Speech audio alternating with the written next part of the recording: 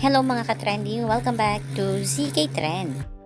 Talaga namang ready na sina Donnie at Belle para sa ASAP Milan na magaganap na nga ngayong September 10. Tatanong nga sina Donnie at Belle kung ano ba ang nilook forward nila sa kanilang ASAP Milan. Isa sa mga nilook up nga nila Donnie at Belle ay makita nga ang lahat ng mga sumusuporta nila at mga bubblies doon sa Milan.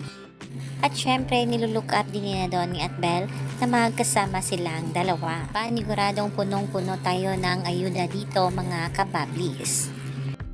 At ayon pa nga dito kay Donnie at Belle ay talaga namang ready na ang kanilang mga OOTD na dadalhin sa Milan.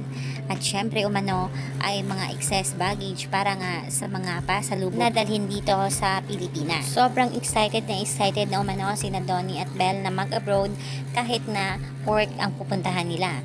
Pero talaga namang bibigyan nila ng oras na magbigay nga ng konting panahon na makapaglibot nga sa Milan at makapunta nga sa Switzerland na talaga namang kanilang dream destination. OOTDs, my skincare of course, those stuff. Other than going around, I'm very excited for that and taking photos. I'm looking forward to meeting our kapamilyas there. All the artists, yung mga friends natin sa industry. I'm looking forward to meeting as well a lot of our supporters, a lot of the people living abroad there in Milan who miss home. Sneak peek lamang ang mga video niyan sa naging interview nga ni Donnie at Belle. Paano nga nila prepare ang kanilang ASAP Milan. Panoorin nga ang kanilang buong interview na pinost nga ng Star Creatives.